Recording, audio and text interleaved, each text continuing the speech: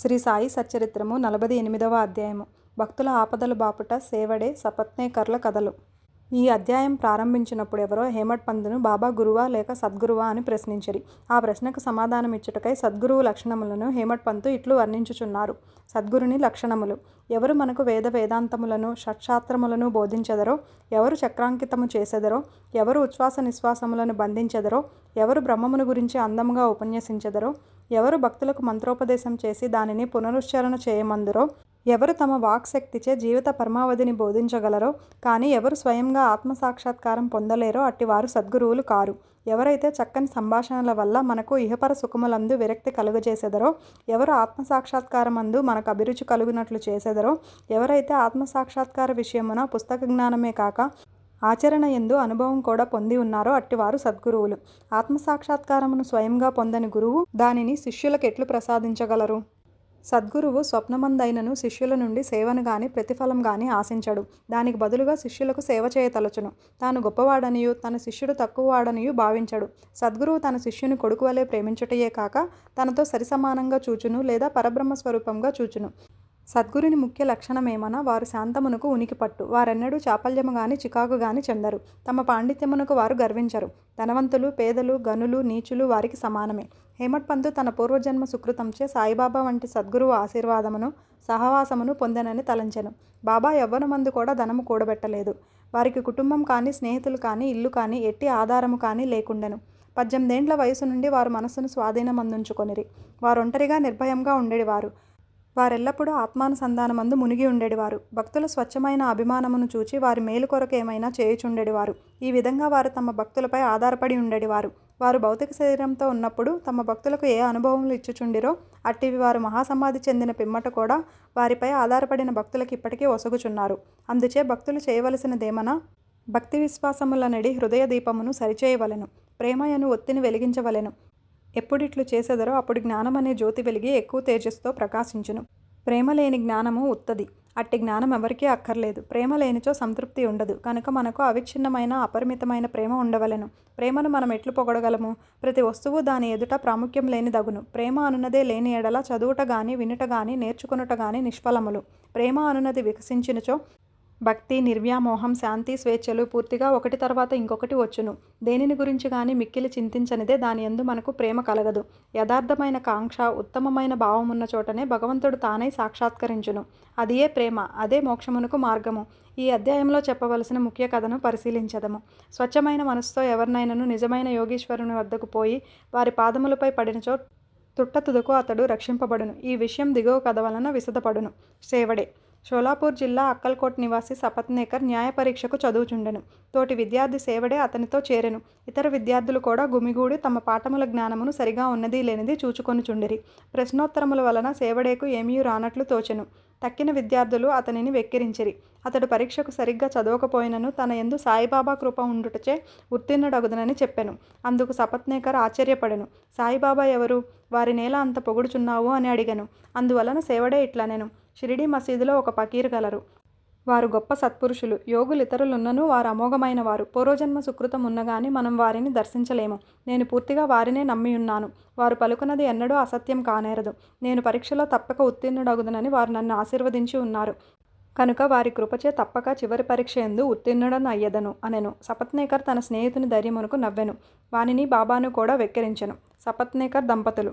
సపత్నేకర్ న్యాయ పరీక్షలో ఉత్తీర్ణుడయ్యెను. అక్కల్కోటలో వృత్తిని ప్రారంభించి అచట న్యాయవాది అయ్యెను. 10 సంవత్సరముల పిమ్మట అనగా 1913లో వానికి గల ఒకే కుమారుడు గొంతు వ్యాధితో చనిపోయెను. అందువలన అతని మనస్సు వికలమయ్యెను. పండరీపురం, గాన్గాపురం మొదలగు పుణ్యక్షేత్రములకు యాత్రార్థం పోయి శాంతి పొందవలెను అనుకొనెను. కానీ అతనికి శాంతి లభించలేదు. వేదాంతం చదివెను కానీ అది కూడా సహాయపడలేదు. అంతలో సేవడే మాటలు, అతనికి బాబా యందు గల భక్తియు జ్ఞప్తికి వచ్చెను. కాబట్టి తాను కూడా షిరిడీకి పోయి శ్రీ సాయిని చూడవలెను అనుకొనెను. అతడు తన సోదరుడగు పండితరావుతో షిరిడీకి వెళ్ళెను. దూరం నుండియే బాబా దర్శనం చేసి సంతసించెను. గొప్ప భక్తితో బాబా వద్దకేగి ఒక టంకాయను అచట పెట్టి బాబా పాదములకు సాష్టాంగ నమస్కారం చేసెను. బయటకు పొమ్ము అని బాబా అరిచెను. సపత్నేకర్ తల వంచుకొని కొంచెం వెనుకకు జరిగి అచట కూర్చుండెను. బాబా కటాక్షమును పొందుటకు ఎవరి సలహా అయినా తీసుకొనుటకు ప్రయత్నించెను. కొందరు బాలాషింపి పేరు చెప్పిరి. అతని వద్దకు పోయి సహాయమును కోరెను. వారు బాబా ఫోటోలను కొని బాబా వద్దకు మసీదుకు వెళ్ళిరి. బాలాషింపి ఒక ఫోటోను బాబా చేతిలో పెట్టి ఎవరిదని అడిగెను. దానిని ప్రేమించువారదని బాబా చెప్పుచు సపత్నేకర్ వైపు చూసెను. బాబా నవ్వగా అచట ఉన్న వారందరూ నవ్విరి. బాలా ఆ నవ్వు యొక్క ప్రాముఖ్యమేమని బాబాను అడుగుచు సపత్నేకర్ను దగ్గరకు జరిగి బాబా దర్శనం చేయమనెను. సపత్నేకర్ బాబా పాదములకు నమస్కరించగా బాబా తిరిగి వెడలి పొమ్మని అరిచెను. సపత్నేకర్కి ఏమి చేయవలనో తోచకుండెను. అన్నదమ్ములిద్దరూ చేతులు జోడించుకొని బాబా ముందు కూర్చుండిరి. మసీదు ఖాళీ చేయమని బాబా సపత్నేకర్ను ఆజ్ఞాపించెను. ఇద్దరూ విచారంతో నిరాశ చెందిరి. బాబా ఆజ్ఞను పాలించవలసి ఉండుటచే సపత్నేకర్ షిరిడీ విడవవలసి వచ్చెను. ఇంకొకసారి వచ్చినప్పుడైనా దర్శనం ఇవ్వవలనని బాబాను అతడు వేడెను. సపత్నేకర్ భార్య. 1 సంవత్సరం గడిచెను. కానీ అతని మనస్సు శాంతి పొందకుండెను. అతడు గాన్గాపురం వెళ్ళెను కానీ అశాంతి హెచ్చెను. విశ్రాంతికై మడేగాం వెళ్ళెను. తుదకు కాశీ వెళ్ళుటకు నిశ్చయించుకొనెను. బయలుదేరుటకు 2 దినముల ముందు అతని భార్యకొక స్వప్న దృశ్యం కనపడెను. స్వప్నంలో ఆమె నీళ్ల కొరకు కుండ పట్టుకొని లకక్షా బావికి పోవుచుండెను. అచట ఒక పకీరు తలకొక గుడ్డ కట్టుకొని వేప చెట్టు మొదట కూర్చున్నారు. తన వద్దకు వచ్చి, ఓ అమ్మాయి, అనవసరంగా శ్రమపడదెవేలా? నేను స్వచ్ఛ జలముతో నీ కుండ నింపెదను అనెను. ఆమె పకీరుకు భయపడి ఉత్తకుండతో వెనుకకు తిరిగిపోయెను. పకీరు ఆమెను వెన్నంటెను. ఇంతటితో ఆమెకు మెలకువ కలిగి నేత్రములు తెరిచెను. ఆమె తన కలను భర్తకు చెప్పెను. అదియే శుభశకునం అనుకొని ఇద్దరూ షిరిడీకి బయలుదేరిరి. వారు మసీదు చేరినప్పటికీ బాబా అక్కడ లేకుండెను. వారు లెండి తోటకు వెళ్ళి ఉండిరి. బాబా తిరిగి వచ్చే వరకు వారచట ఆగిరి.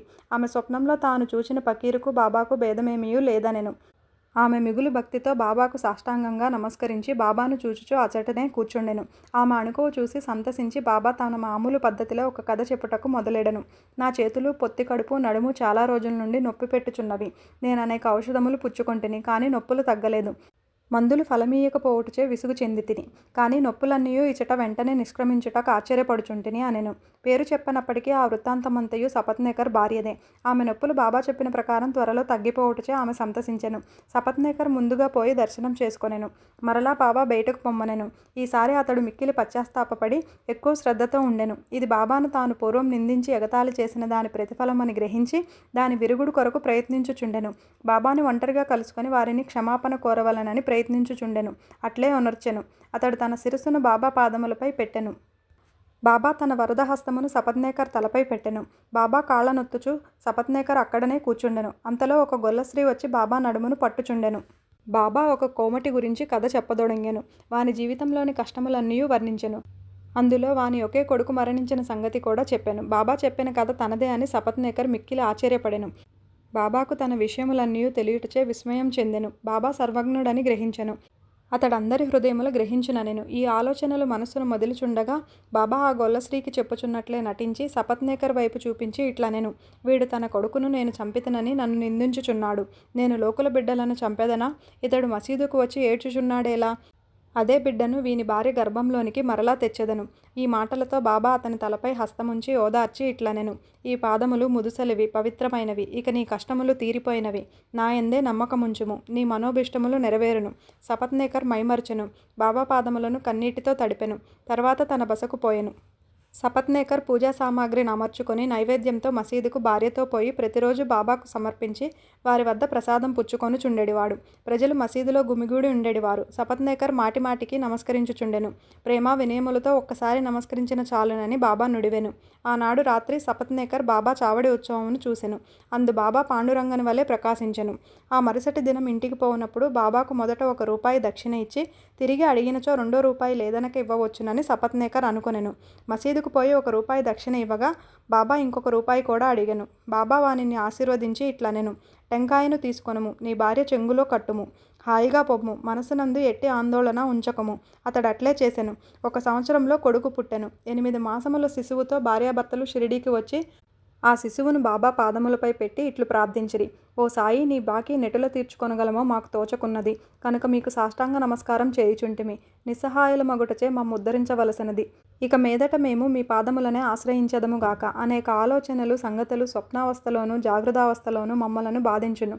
మా మనస్సులను నీ భజన వైపు మరల్చి మమ్ము రక్షింపుము. ఆ దంపతులు తన కుమారునకు మురళీధర్ అని పేరు పెట్టిరి. తర్వాత భాస్కర్, దినకర్ అను 2 జన్మించిరి. బాబా మాటలు వృధా పోవని సపత్నేకర్ దంపతులు గ్రహించిరి. అవి అక్షరాలా జరుగునని కూడా నమ్మిరి. 48వ అధ్యాయం సంపూర్ణము. ఓం నమో సాయినాథాయ.